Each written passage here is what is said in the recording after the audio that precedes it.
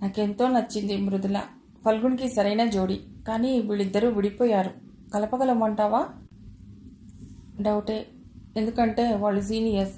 జూనియర్స్ని guide చేయగలం, కానీ సీనియర్స్ని మనం ఎలా ఒప్పించగలం? అంది నీల. అపార్థాలను తొలగించడానికి సీనియర్స్ అయినా జూనియర్స్ అయినా ఒకటే. వాళ్ళకి పరిస్థితుల్ని అర్థమయ్యేలా చేయగలిగితే చాలు. చదువుకుని ఒక స్టేజ్కి వచ్చిన వాళ్ళు త్వరగానే అర్థం చేసుకోవచ్చు. నిజమే, కానీ వాళ్ళు విడిపోయిన పరిస్థితులు ఏమిటో మనకెలా తెలుస్తాయి? ఫల్గుణ్ నిర్లక్ష్యం చేయబడుతున్నాడు కాబట్టి అతడికే పరిస్థితి ఏమిటో తెలియదు. మృదుల చెప్పదు. ఇంకెలా సాల్వ్ చేయగలం? ఇప్పుడేగా రంగప్రవేశం చేశాం. నెమ్మదిగా ఒక్కోటి లాగాలి మృదుల దగ్గర నుండి. అదంత తేలికైన విషయం కాదేమో. కాకపోవచ్చు, కానీ అసాధ్యం కాదు. ఆ రోజు త్రిశిల వెళ్లేసరికి ఫల్గుణ్ బయట నుండి అప్పుడే వస్తున్నాడు. ఇద్దరు గేట్లోకి ఒకేసారి వచ్చారు. అమ్మయ్య, వచ్చారు కదా. ఏ రాననుకున్నారా? రాకూడదనుకున్నారా? ఫల్గుణ్ నవ్వాడు. వచ్చి ఇంటి తాళం చూసి తిట్టుకుంటూ వెళ్ళిపోతారేమో అనుకున్నా. వెళ్ళిపోయేదాన్ని, కానీ తిట్టుకుంటూ కాదు. Thank you. లాక్ తీసి ఫల్గుణ్ లోనికి నడిచాడు. త్రిశిల రీడింగ్ రూమ్లోకి వెళ్ళింది. తన సీట్లో కూర్చుని ఫైల్ తీసింది. అది ఖాళీగా ఉంది. ఒకసారి కళ్ళు తిప్పి టేబుల్ అంతా చూసింది. ఫ్రెష్ పేపర్స్ లేవు. ఈరోజు ఏం రాయలేదు. ఫల్గుణ్ గొంతు విని గుమ్మం వైపు చూసింది. ఫల్గుణ్ వచ్చి ఎదురుగా కుర్చీలో కూర్చున్నాడు. ఏ రాయలేదే? Mood off. ఎందుకు డిస్టర్బ్ అయ్యారు? ఇది ఏం చెప్పలేం. ఒక్కోసారి బ్లాంక్ అయిపోతుంది మైండ్. ఏవో జ్ఞాపకాలు తెలిచేస్తాయా? మానవ మాతృలం కదా. రచయితలకి ఎగ్జామ్షన్ ఉండదా? ఉండదు కాక ఉండదు. ఇప్పుడేం చేయను? వర్క్ లేదుగా. ఏదైనా మాట్లాడండి అన్నాడు ఫల్గుణ్ నెమ్మదిగా. అతని దృష్టి ఓ పక్కగా ఉంచిన నవలల మీద పడింది. ఏమిటా బుక్స్? 2 నవలలు, రచయిత్రులవి. ఫల్గుణ్ అవి తీసి చూశాడు. అతని పెదాలు విచ్చుకున్నాయి. 2 మంచి నవలలే. చదివారా? ఏమనిపించింది? ఎప్పటికైనా ఇలా రాయగలనా అని. ఇలా రాయకూడదు కూడా. త్రిశిల ఆశ్చర్యంగా చూసింది. ఆనాటి సమాజానికి రచించిన నవలలివి. ఇప్పుడు మీరు రాయవలసినవి సమస్యతో పాటు విజ్ఞానాన్ని అందించే సబ్జెక్ట్ అయి ఉండాలి. అటువంటి థీసిస్ లాంటి నవలలు ఎవరు చదువుతారు? చదివింపజేసే శైలితో రాయాలి మరి. భయపెడుతున్నారు అంది త్రిశిల. ఇంతకీ ఈ నవలలు ఎక్కడ తెచ్చారు? లైబ్రరీవి కావే అన్నాడు తిప్పి తిప్పి చూస్తూ. గతుక్కుమంది త్రిశిల. చెప్పాలా వద్దా అనుకుంది లోలోన. ఫల్గుణ్ తలెత్తి త్రిశిలవంగా చూశాడు. ఓ ఫ్రెండ్ దగ్గర. ఆమె దగ్గర మంచి లైబ్రరీ ఉందా? అవును. గుడ్. ఆ లైబ్రరీ అంతా చదివేయండి. మీకు మంచి మేత. చదువుతాను. ఇవి చదవటం పూర్తవగానే పెన్ తీసుకుని గబగబా ఓ నవల మొదలెట్టాలనుకుంటున్నా. అంతగా అనిపించింది. సబ్జెక్ట్ నిర్ణయించుకున్నారా? మరుగున పడిపోతున్న మన నాటక కళ. గుడ్. మంచి ఐడియా. కానీ డ్రై సబ్జెక్ట్. అయినా మీరు దాన్ని సులభ శైలిలో తట్టుకునే కథనంతో నడిపితే కొత్తదనం ఆవిష్కరింపబడచ్చు. ఏమో, అనుకున్నది రాస్తాను. ఆ పైన మీరున్నారు. అతనున్నాడు అనుకుని రాస్తే ఫ్లాప్. ఎవరూ లేరు, నాకు నేనే దీన్ని సాధించాలి అనుకుని రాయాలి. నిజం కూడా అదే. నేనేమీ చెయ్యను, మీరు రాసుకోవాలి అన్నాడు ఫల్గుణ్. అయితే మీ హెల్ప్ ఏమీ ఇవ్వరా? అడిగింది బేలగా. ఇప్పుడు చేసేదంతా హెల్పే. పిల్లలకు నడక నేర్పటం అంటే ఏమిటి? ఈ కాలు పట్టుకుని తీసి ముందుకేయించి మళ్ళీ ఆ కాలు తీసి ముందుకేయించి చేస్తామా? లేదే. గోడను ఆసరా ఇచ్చి రారా అని పిలుస్తాం. అడుగడుగు వేసుకుంటూ వచ్చి ఆ తర్వాత ఆసరా వదిలేసి నడవగలిగే స్థితికి వస్తారు. అలాగే ప్రస్తుతం మీరు గోడ పట్టుకుని ఒక్క అడుగు వేసే పసిపిల్ల స్థానంలో ఉన్నారు. ఆ తర్వాత బుడిబుడి నడకలు, స్థిరమైన అడుగులు, స్పీడ్ వాక్, జాగింగ్ పరుగులు, నాట్యాలు, విన్యాసాలు. అర్థమైంది. మీరు నాతో అడుగులే ఇస్తున్నారు. కరెక్ట్. ఇక నేను బుడిబుడి నడకల్లోకి రావాలి. నవల రచనలో వాస్తవికత, కల్పనల మధ్య సమన్వయం కుదరాలి. యథార్థాంశాల్లోంచి ఎన్నిక చేసుకుని కల్పనని జోడించి ఒక క్రమంలో వాటిని తీర్చిదిద్దుకోవటంలోనే కళాకారుడి ఉనికికి ఒక ప్రయోజనం ఏర్పడుతుంది. కళాకారుడి చాతుర్యం, సమర్థత కూడా కొంతవరకు ఈ ఎన్నికలలో ప్రదర్శనలోనూ ఆవిష్కృతమవుతాయి. కల్పనకు యథార్థం పునాది లాంటిది. సంభావ్యత అన్నది కల్పనకు గీటురాయి. కల్పనను 2 రకాలుగా విభజించవచ్చు. ఒక రకం ఎన్నడూ ఎప్పుడూ సంభవించటానికి వీల్లేనిది. దీన్ని అభూత కల్పన అంటారు. రెండవది సాధారణంగా ఇలా జరగదు, కానీ జరగటానికి అవకాశం లేకపోలేదు అన్నటువంటిది. దీనిని యాదృచ్ఛిక సంభావ్యత అంటారు. అయితే ఈ రెంటిలో ఏ టైపు రాణిస్తుంది అడిగింది త్రిశల. దేనికి తగిన పాఠకులు దానికే ఉంటారు. ఇప్పుడు త్రిశల ఆసక్తిగా వినసాగింది. సత్యాన్వేషణ దృష్టి, సత్యావిష్కరణ కృషి ఏ రచయితకైనా అవసరమే. అదే సాహిత్యానికి ప్రాణం. జీవితానికి పరిపుష్టమైన శరీరం ఎలా అవసరమో అలాగే సాహిత్యంలో కూడా ఈ సత్యతకు మంచి వాతావరణం కల్పించడం అవసరం. వాస్తవికతలు అంటే ఆచారాలు, కట్టుబాట్లు ఉండే భౌతిక వస్తుజాలం సాహిత్యంలో జీవనిర్ధారణ చేసే శరీర భాగాలుగా పరిగణలోకి వస్తాయి. అంటే ఆయా రచనా కాలంలో ఉండే సామాజిక పరిస్థితులతో పాటు సాంఘిక సమస్యలు, జీవన సరళి, వస్తువులు, అందాలు, అలంకరణలు ఇత్యాదివన్నీ ఆటోమేటిక్గా ఆ రచనలో చోటు చేసుకుంటాయి. అవి సహజమే కదా త్రిశల. వాటిని అసహజంగా చిత్రించేవారు ఉంటారు. తామెప్పుడు చూచి విని ఎరుగని విషయాలను కూడా అన్నీ తెలిసినట్లే అలవోకగా రాసి పాఠకుల మీదకు విసిరేసేవారున్నారు. ఈ రచయితలు సృష్టించే పాత్రలు, పరిసరాలు, జీవితం ఆ రచయితలు ఆకళింపు చేసుకోకుండానే రాయబోనటం వలన ఆ లోపనం కనిపిస్తుంటుంది. అదే చెప్తున్నా, అంత సహజమైనవైతే పత్రికల వాళ్ళు అందించరు కదా అంది త్రిశల. పత్రికల వాళ్ళు, సినిమా వాళ్ళు అంగీకరించాలనే దృష్టితో నవలలోనే వాస్తవికత కలుషితం కావడం జరుగుతోంది. ఈనాడు టీవీలో వచ్చే సీరియల్స్ ఏది చూసినా వాస్తవ దూరమే కదా. ఏనాడో చట్టం చేయబడిన బహుభార్యత్వం ఇప్పుడు రిపీట్ చేస్తున్నారు. చనిపోయిన క్యారెక్టర్ కొంతకాలానికి మళ్లీ తిరిగి రావటం, దానికేదో మళ్లీ కారణాలు అల్లటం. త్రిశల నవ్వింది. మళ్లీ నవ్వింది. పడి నవ్వసాగింది. ఫల్గుణ్ అర్థం కానట్టు చూశాడు. త్రిశల కాసేపటికి నవ్వాపుకుంటూ అంది, ఈ మధ్య మా వీధిలో జరిగిన ఓ జోక్ గుర్తుకొచ్చింది. ఏటా జోక్? దీనిని జోక్ అనవచ్చో లేదో తెలియని జోక్. అదేంటంటే ముందు నవ్వే వస్తుంది, ఆ తర్వాత చాలా బాధ కలుగుతుంది. సస్పెన్స్ బాగానే మెయింటైన్ చేస్తున్నారు. 4 రోజుల క్రితం మా వీధి చివరిలో ఒక ఆమె కార్ యాక్సిడెంట్లో చనిపోయింది. ఆమెకు 10 ఏళ్ల బాబు, 8 ఏళ్ల పాప ఉన్నారు. అయినా వాళ్ళంతా శవం దగ్గర కూర్చుని ఏడుస్తున్నారు. పిల్లలిద్దరూ మాత్రం బయట ఇసుకలో కూర్చుని ఆడుకుంటున్నారు. ఆగింది. చిన్నపిల్లలు, వాళ్ళకంతకంటే ఏం తెలుసని. అదే జోక్ మరి. ఇంతలో ఎవరో పెద్దవాళ్ళు వచ్చి వాళ్ళ లోపలికి తీసుకువెళ్ళటానికి శత విధాలా ప్రయత్నిస్తున్నారు. వాళ్ళు మేము ఆడుకుంటున్నామని మొండిపట్టు పడుతున్నారు. చివరికి పెద్దలంతా చేరి బతిమాల సాగారు. మీ అమ్మ చనిపోయింది, ఇక మళ్ళీ కనబడదు, మీరొచ్చి దండం పెట్టుకోండి అని చెప్పాడు ఒకరు. ఇక తీసుకెళ్లిపోతారు, త్వరగా రావాలి అని ఇంకొకరు. ఇలా అందరూ తలొక మాట చెప్పి ఒప్పించాలని చూస్తున్నారు. వాళ్ళేం సమాధానం ఇచ్చారో తెలుసా? తెలీదు. రచయిత గారు ఊహించండి మరి అంది త్రిశల. మేం రాము, మా అమ్మ వచ్చి పిలిచేదాకా మేం రాము అన్నారు. అది వినగానే అక్కడ ఉన్న మా అందరికీ దుఃఖం వచ్చింది. మీ అమ్మ చనిపోయింది, పిలవదు అన్నారెవరో. చనిపోతే ఏం, మళ్ళీ తిరిగి వచ్చి పిలుస్తుంది. చనిపోయిన వాళ్ళు ఎప్పటికీ రాలేరు తల్లి.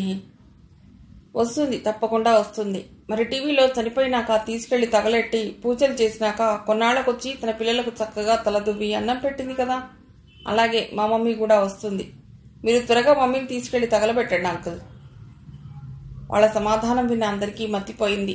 ఈ పిల్లలకు ఎట్లా చెప్తే అర్థమవుతుంది అంటూ తలలు బాదుకున్నారు. చివరకు వాళ్ళిద్దరినీ బలవంతంగా ఎత్తుకెళ్లి స్నానాలు చేయించి దండం పెట్టించి మిగతా కార్యక్రమాలు పూర్తి చేశారు అంటూ ఆగింది త్రిశల. ఫల్గుణ్ వదనం పాలిపోయింది. ఇది ఎంత బాధాకరమైన విషయమో చూడండి అన్నాడు. అవును, అందరికీ మనసు కలిచివేసింది. మరి అదో పెద్ద జోక్లా నవ్వారెందుకు? అది బాధ కలిగించే విషయమే. ఆ తర్వాత పాత విషయంగా మారినాక జోక్ అయింది. ప్రతివారు ఈ విషయం చెప్పుకుని నవ్వుకోవటం, బాధపడటం రెండూ చేస్తున్నారు. నిజమేలేండి. చూసారా, ఆ అసహజమైన విషయాల ప్రభావం యువత మీద ఎంత పడుతుందో. ఈ దోషం ఎవరిది? రచయితలదా, ప్రొడ్యూసర్స్దా? తిలా పాపం తలా పిడికెడు. అది సరిగ్గా చెప్పారు. ఏది ఏమైనా రచయితలు నవసమాజ నిర్మాతలు. అవును. ఒక రచన మొదటిసారిగా చదివినప్పుడు మనలో ఆసక్తిని రేకెత్తించే ఒక మహానుభవం కావాలి. రచయితలలో క్షీరసాగర మథనంతో బృహత్ కార్యం జరిగితే కాలకూట రూపంలో కానీ అమృత రూపంలో కానీ వచ్చిన ఫలితం దీప్తానుభవం అవుతుంది. ఆ అనుభవం ఎలాంటిదైనా ప్రభావాత్మకమే అవుతుంది. అది సంచలనం సృష్టిస్తుంది.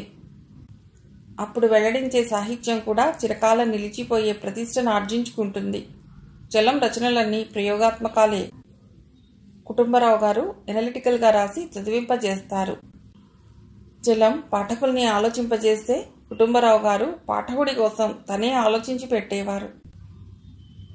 మనం మనకొచ్చిన కథలను అక్షరబద్ధం చేయడమే అనుకున్నాను, కానీ రచనకు ఇంతటి కథ ఉంటుందా? ఆశ్చర్యపోయింది త్రిశల. ప్రజలలో మానసిక చైతన్యాన్ని కలిగించి వారిని శాస్త్రీయ జీవన విధానానికి మళ్లించగలిగినవే నిజమైన నవలలు. మన రచనలు కొన్ని లక్షల మంది ఆలోచనా సరళిపై ప్రభావితం చూపిస్తాయి. సాహితీకారులకు ప్రతి వ్యక్తి మీద సాంఘిక బాధ్యత కొంత ఉంటుంది. ఏదో సరదా కోసమో కాలక్షేపం కోసమో రాయటమని, పేరు నలుగురిలో గుర్తింపు వస్తుందని, ఇంతకంటే ఇంకేం తెలీదు నాకు అంది త్రిశల. రచనా వ్యాసంగం వ్యక్తిగతమైన విషయం కాదు. ప్రచురింపబడిన ప్రతి రచన దాని ప్రభావం సంఘం మీద ఉంటుంది. కాబట్టి రచయితలు తమ అభిప్రాయాలను తెలియజేసే ముందు బాధ్యతాయుతంగా ఆలోచించడం కనీస కర్తవ్యం. నవల అంటే బాహ్య సౌందర్యం, మనోల్లాసం అనుకుని మంచి భాషను పోగు చేసుకుంటున్నాను. పాఠకులకు ఉల్లాసాన్నిచ్చే వెరైటీ నవలలు రాయాలి కాబోలు అనుకున్నాను. భాషా సౌందర్యం, భావ సౌందర్యం, మానసిక సౌందర్యం ఇనుమడింపజేసే రచనలు కూడా ఉన్నాయి. కానీ మీరు ఆ కోవలోకి రాకూడదు. నేడు ఎన్నో సమస్యలున్నాయి. ఇందాక మీరు చెప్పిన జోక్ ఎంత భయంకరమైనది. టీవీల్లో చావులు, వార్తల్లో చావులు చూసి చూసి ప్రజలు స్వజన చావుకి కూడా స్పందించలేని పరిస్థితిలోకి వచ్చారు. పెళ్ళంటే అదో అందమైన అపురూపమైన ఘట్టం. కానీ ఇప్పుడు పెళ్ళి ఒక రొటీన్. ప్రేమ, పెళ్ళి, విడాకులు అంతా ఈజీ థింకింగ్. మా అప్పుడు జీవితం అంటే అదో అద్భుతం. ఇప్పుడు చదువు, ఉద్యోగం, సంపాదన, పెళ్ళి, పిల్లలు, జబ్బు, లగ్జరీ, వీటన్నిటినీ మించిన మానవత్వపు విలువలు లేని ప్రేమ, బంధాలు, ఆత్మీయత లాంటివి ఎంత కృత్రిమంగా తయారైనాయి. ఇవన్నీ సమస్యలు. ఇక మీ తరం వారు కలలు పదను పెట్టాలి. ఈ విష సంస్కృతికి అద్దం పట్టాలి. సమస్యలకు పరిష్కారం చూపాలి. ఆగాడు ఫల్గుణ్. మీ అంతలా నేను ఆలోచించగలనా? నవల సమకాలీన సమస్యలకు అక్షర రూపం, అంతేగాని ఊహాశక్తికి పరీక్ష కాదు.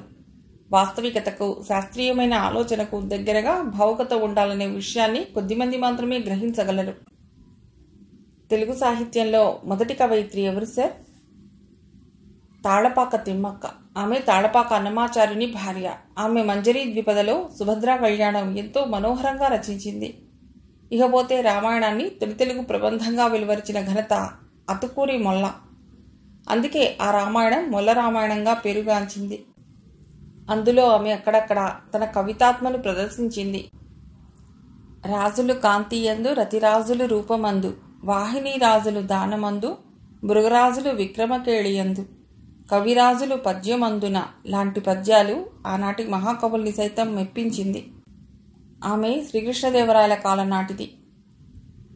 మా రచయిత్రులు, కవయిత్రులు పుట్టిన కాలాలు సార్థకం చేసుకున్నారన్నమాట. ఎస్ త్రిశల, నాకు ఒకరిని కలవాల్సిన పని ఉంది. రేపు కలుద్దాం. Okay sir, bye. త్రిశల లేచి బయటకు వచ్చింది. మర్నాడు సాయంత్రం మృదుల ఇంటికి వెళ్ళింది త్రిశల. రారా, బాగున్నావా? ఆహ్వానించింది మృదుల. బాగున్నాను. ఈ 2 బుక్స్ చదివాను. మార్చి మళ్ళీ బుక్స్ తీసుకెడదామని. అలాగే తీసుకెళ్ళు. రీడింగ్ రూమ్లోకి వెళ్ళి కావలసినవి చూసుకో. ఈలోపు ఇద్దరిని చూసి పంపి వస్తాను అంది మృదుల పేషెంట్స్ని చూపిస్తూ. అలాగే అంటూ త్రిశల లోపలికి నడిచింది. ర్యాక్స్లో బుక్స్ అన్నీ వరుసగా చూసుకుంటూ ముందుకు నడిచింది. హఠాత్తుగా త్రిశల దృష్టి ఒక చోట ఆగిపోయింది. చెయ్యెత్తి ర్యాక్లోంచి ఓ పుస్తకం యువతలికి తీసింది. అది ఫల్గుణ్ నవల, తపోవనం. ఆ వరుసలో అన్ని ఫల్గుణ్ నవలలే ఉన్నాయి. త్రిశల తపోవనం, శ్వేత గులాబీ తీసి ఉతల పెట్టుకుంది. మరలా అంతా ఒకసారి చూసింది. ఆ వారం వీక్లీని చూస్తూ కూర్చుండిపోయింది. అరగంట తర్వాత వచ్చింది మృదుల. టేబుల్ మీద ఉన్న నవలలు తీసి చూసింది. ఇవి 2 పట్టుకెడతాను అంది త్రిశల. అలాగే. తపోవనం ఎలా ఉంటుంది?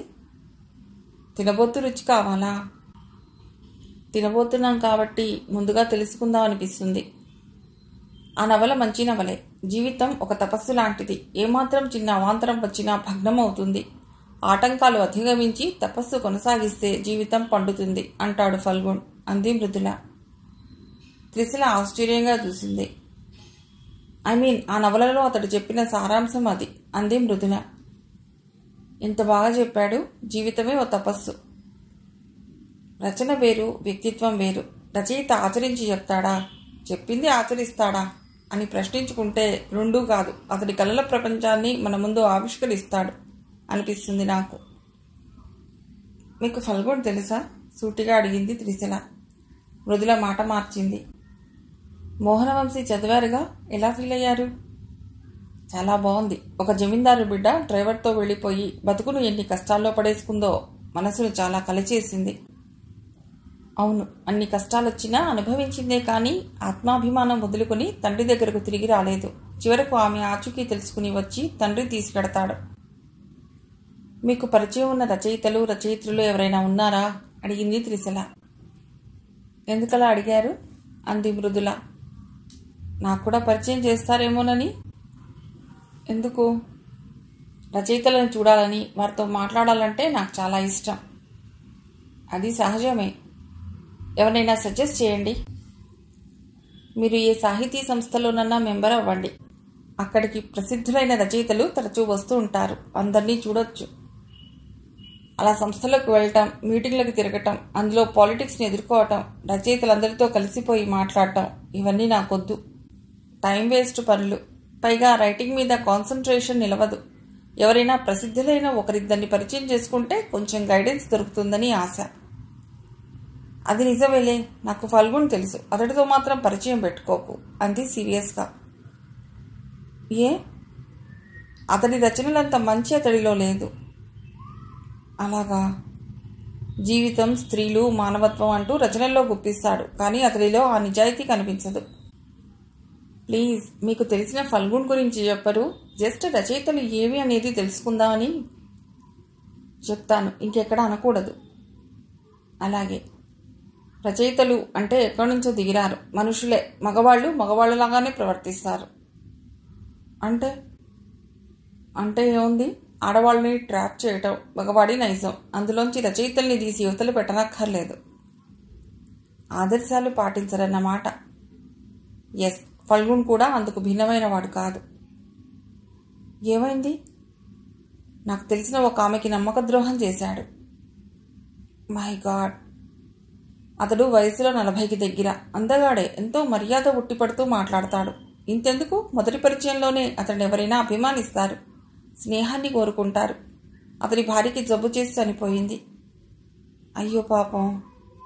పెళ్ళైన ఏడాదికే చనిపోయింది. మళ్ళీ పెళ్లి చేసుకోలేదా? అక్కడికే వస్తున్నా. ఆ తర్వాత ఓ యువతితో పరిచయం, ప్రేమ వరకు వచ్చింది. ఆమె యంగ్ విడో. వాళ్ళిద్దరూ పెళ్లి చేసుకుంటారనే అందరూ అనుకున్నారు, కానీ పెళ్లి వరకు రాకుండా ఆగిపోయారు. ఆమె మోసం చేసిందా? మోసం మగవాడి సొత్తు. ఈ రోజుల్లో ఆడవాళ్లు తీసిపోలేరులేండి. మృదుల ఒక్క నిమిషం త్రిశల వంక చూసింది. మా కాలేజీలో చూస్తుంటాంగా, ఆడవాళ్లు కాలక్షేపం ప్రేమలు, డబ్బు అవసరం ప్రేమలు ఒలకబోస్తూ బాయ్ ఫ్రెండ్స్తో తిరుగుతూ ఉంటారు. ఆ తర్వాత గుడ్ బై. నువ్వు చెప్పిన దాంట్లో సత్యం ఉంది, కానీ ఫల్గుణ్ విషయంలో మాత్రం అలా కాదు. ఈవిడతో ప్రేమ వ్యవహారం సాగిస్తూనే వేరే ఇంకొకరితో ప్రేమ సాగించాడు. అది తెలుసుకున్న ఈమె వెనక్కి తగ్గింది, అతడికి దూరంగా ఉండిపోయింది. అయితే ఫల్గుణ్ ఆ అమ్మాయిని పెళ్లి చేసుకున్నాడా? లేదు, అతను అలాగే ఉండిపోయాడు. మీరన్నట్లు ఇంకో ప్రేమ వ్యవహారం ఉండుంటే ఆమెను చేసుకునేవాడేగా. ఏమో, మిగతా విషయాలు తెలియదు మరి అంది మృదుల. మీకు ఆవిడెవరో తెలుసా? అంత వివరంగా చెప్పారు. నాకు తెలియదు. నాకు తెలిసిన ఆవిడికి తెలుసు. ఆమె చెప్పింది. త్రిశల లోలోన నవ్వుకుంది. మృదుల ఇంకా ఫల్గుణ్ణి ప్రేమిస్తూనే ఉంది. ఫల్గుణ్ గురించి ఎవరో ఏదో చెడుగా చెప్పుంటారు, లేదా ఎక్కడో అపోహలు పుట్టి ఉంటాయి. ఇద్దరూ ఒకసారి జీవితంలో దెబ్బతిన్నవాళ్ళు. జీవితం అంటే ఒక అవగాహన ఉన్నవాళ్ళు. వాళ్ళిద్దరూ ప్రేమలో విఫలమయ్యారంటే నవ్వొస్తోంది. నవ్వెందుకు? టీనేజర్స్ అయితే అపోహలకు గురై అర్థం చేసుకోలేకపోయారనుకోవచ్చు. కానీ వీళ్ళలా కాదుగా. చిక్కుముడి విప్పుకోవటానికి ఎందుకు ప్రయత్నించలేదో? ప్రేమ అనేది సున్నితమైన అంశం. అది ఏ ఏజ్లో వాళ్ళకైనా ఒకటే. పీఠముడి అయితే విప్పుకోవచ్చు ఎవరైనా, చిక్కుముడి కష్టసాధ్యం. చెప్పుడు మాటలకు విలువనిచ్చి విడిపోవటం ఆ వయసులో వాళ్ళకి జరగకూడదేమో. మాటలు మోసం చేస్తాయేమో, కళ్ళు మోసం చేయవుగా. త్రిశిల ఆశ్చర్యంగా చూసింది. మృదుల నాలుక ఖర్చుకుంది. ఆమె ఏం చూసిందిట? నాకేం తెలుసు అంది కాస్త కటువుగా. అన్నీ చెప్పారు, అది తెలియకుండా ఉంటుందా? ఏమిటి నువ్వు ఫల్గున్కు సైడ్ చేస్తున్నావు? రచయితని అభిమానమా? నేనెవ్వరినీ సైడ్ చేయను. ఏం జరిగిందో తెలుసుకోవాలని కుతూహలం, అంతే. మనకెందుకులే, అక్కర్లేని విషయం అది. మీకు అవసరమే. మీరు బాధ్యత గల డాక్టర్. అలాగే ఒక కంట సమాజ బాధ్యత కూడా కనిపెట్టాలిగా. మీరు పూనుకుని వారి మధ్య అపోహల్ని పోగొట్టవలసింది. ఇలాంటి వాటిల్లో వేలెడితే మనం ఫూల్స్ అవుతాం. త్రిశిల మౌనంగా ఉండిపోయింది. ఆమె చెప్పిన దాంట్లో కూడా సబబు ఉంది. వీళ్ల ప్రేమ వ్యవహారంలో చేయబడితే తనకు అగచాట్లు తప్పవేమో అనుకుంది లోలోన. మళ్ళీ వెంటనే తనని ఎన్నో రకాలుగా కాపాడి రైటింగ్లో తీర్చిదిద్దుతున్న గురుతుల్యుడు ఫల్గున్కి ప్రతిఫలంగా తనేం ఇవ్వగలదు? అతడి జీవితంలో వచ్చిన ఒడిదుడుకుల్ని తను సర్దిద్దాలి. అతడి జీవితం అందరిలా సవ్యమైన మార్గంలో నడిచేలా చెయ్యాలి. అది ఎంత కష్టమైనా సరే తను చేసి తీరాలి. అప్పుడే అతడి నుండి తను రుణ విముక్తురాలవుతుంది. ఏమిటి దీర్ఘంగా ఆలోచిస్తున్నారు? అంది మృదుల. త్రిశిల ఉలిక్కిపడి ఈ లోకంలోకి వచ్చింది. ఇవి పర్సనల్ విషయాలు. ఎవరికి వారు సాల్వ్ చేసుకోవాలి కానీ మూడో వాళ్ళు చేయగలిగిందేం ఉండదు. నువ్వింకా చిన్నపిల్లవి. అనుభవ శూన్యంతో అలా అంటున్నావు అంతే. అంతేనంటారా? ముమ్మాటికి అంతే. సరే, ఈ మధ్య ఏమన్నా చదివారా? నాకు రీడింగ్ హ్యాబిట్ ఉందిగా, ప్రతిరోజు చదువుతూనే ఉంటాను. నేను ఒక నవల రాయాలనే ప్రయత్నంలో ఉన్నాను. గుడ్. ఏ సబ్జెక్ట్ తీసుకోవాలనుకుంటున్నావు? మన నాటక కళ. బాగుంది. మన నాటక కళ చాలా గొప్పది. అది అంతరించిపోతున్న కళ. సినిమాలు వచ్చాకే నాటక కళ దెబ్బతింది. ఇక టీవీలు వచ్చాక అసలే పోయింది. అవసాన దశలో ఉన్న నాటక కళ మీద నవల రాస్తే ఎంతవరకు సక్సెస్ అవుతుంది అనేది ఆలోచించు. జీర్ణ దశలో ఉన్నదాన్నేగా మనం ఉద్ధరించాలి. అన్నీ బాగానే ఉన్నదాన్ని మనం ఉద్ధరించేదేముంది? నిజమేలే. అయితే ముందుగా నాటక కళ పూర్వాపరాలన్నీ వివరంగా తెలుసుకో. మీ దగ్గర దానికి సంబంధించిన బుక్స్ ఏమైనా ఉన్నాయా? లేవు, కానీ నేను ఒకప్పుడు లైబ్రరీలో నాటక కళ గురించిన బుక్స్ చదివాను. అప్పట్లో దీని మీద డిబేట్ కాంపిటీషన్ పెట్టారు. అందుకోసం చదివాను. బట్టి అప్పగించానేమో. ఫస్ట్ ప్రైజ్ నాకే వచ్చింది. మృదుల నవ్వింది. మీకు గుర్తుంటే నాకు చెప్పండి, అడిగింది త్రిశిల. చెప్పగలిగినంత చెప్తాను. సరే. మనకు స్వాతంత్ర్యం వచ్చిన నాటికే తెలుగు నాటకాల థీమ్లలో ఎంతో చైతన్యం, వైవిధ్యం మొదలైంది. అందులో పౌరాణికాలు, చారిత్రకాలు ఉండేవి. ప్రస్తుతం నాటకశాలలు, రంగస్థల పరికరాలు కొరతగా ఉన్నాయి. వాటిని పునర్నిర్మించుకోవాలి. ప్రభుత్వం, అకాడమీలు పూనుకుంటే కానీ తెలుగుదేశంలో నాటక కళకు పూర్వవైభవం రాదు. మృదుల చెప్పటం ఆపింది. నాటక కళ అనగానే బాగానే విషయాలు చెప్పారు, అంది త్రిశిల ఆశ్చర్యపోతూ. అదంతా బుక్ రీడింగ్ మహిమే. ఒకసారి చదివామంటే మైండ్ కంప్యూటర్లో ఫీడ్ అయిపోతుంది. పూర్వం నాటక కంపెనీలు ఉండేవిట. సురభి నాటక కంపెనీ, ప్రజానాట్య మండలి వంటివి పేరెనిక గన్నవి. ఫలానా కంపెనీ వారి నాటక ప్రదర్శనలంటే జనం విరగబడేవారట, అంది త్రిశిల. అవును, నేను నాటకాలు, ఆ సాహిత్యము నాకు తెలిసినంత వరకు చెప్పాను. నువ్వు దీని గురించి ఇంకా స్టడీ చేయాలి. నాటక కళల పూర్వాపరాలు తెలిపే గ్రంథాలు ఏయూ లైబ్రరీలో ఉంటాయి. తప్పక చదువుతాను. మీరు చెప్పిన వివరాలు విన్నాక ఎప్పుడెప్పుడు నవల మొదలు పెడదామా అనిపిస్తోంది. మృదుల నవ్వింది. ఆ తపన ఉండటం మంచిదే. సరే, ఇక సెలవు తీసుకుంటాను. అలాగే. ఈ 2 నవలలు చదివాక తెచ్చి మళ్ళీ పట్టుకెడతాను. Okay, welcome. Thank you. Trishila బయటకు నడిచింది. బస్ స్టాప్లో నిలబడి బస్ కోసం చూడసాగింది. సాహిత్యంలో ఎక్కడ కదిలించినా అనర్గళంగా చెప్తోంది మృదుల. ఇంత పరిజ్ఞానం ఎలా అబ్బిందో. బుక్ రీడింగ్ ప్లస్ రచయిత స్నేహం, అభిలాష ఇవన్నీ కలగలిసి ఆమెని అంత మేధావిని చేశాయన్నమాట. నాటక కళ అనగానే నాటిక, నాటిక పూర్వ రచయితల దగ్గర నుంచి అభ్యుదయ రచయితల వరకు చెప్పేసింది. ఇక తను నాటకాల ప్రదర్శన, అందులో కష్టాలు, నటీనటుల జీవితాలు, వీటి గురించి తెలుసుకుంటే చాలు. నవల రాయటానికి ఉపక్రమించవచ్చు. నవల రాయాలి. ఫల్గుణ్ దిద్దటం లాంటివేం చేయనన్నాడు. తనే సాధించాలి, బాగా రాయాలి. పత్రికలో యాక్సెప్ట్ అయ్యే వరకు ఫల్గుణ్కి చెప్పకూడదు. అప్పుడే తను సక్సెస్ అయినట్లు. తనేంటో తను నిరూపించుకోవాలి. తన సీరియల్ స్టార్ట్ అయిన ఇష్యూ పట్టుకెళ్ళి ఫల్గుణ్ ముందు పెట్టాలి. తన కళ నిజమవుతుందా? అంత ఎత్తుకు ఎదగలుగుతుందా? ప్రయత్నిద్దాం. సర్రమంటూ బస్సు వచ్చి ఆగింది. త్రిశల గబగబా ఎక్కి కూర్చుంది. మళ్ళీ ఆ రోజు త్రిశల వెళ్లేసరికి డాక్టర్ మృదుల క్లినిక్లో ఒంటరిగానే ఉంది. చేతిలో ఏదో పుస్తకం. May come in ma'am? మృదుల తలెత్తి చూసింది. చేతిలో పుస్తకం టేబుల్ మీద ఉంచేసి వెల్కమ్ అంది. త్రిశల వెళ్లి ఎదురుగా చైర్లో కూర్చుంది. వంగి మృదుల పెట్టిన బుక్ తీసి చూసింది. అది ఫల్గుణ్ నవల.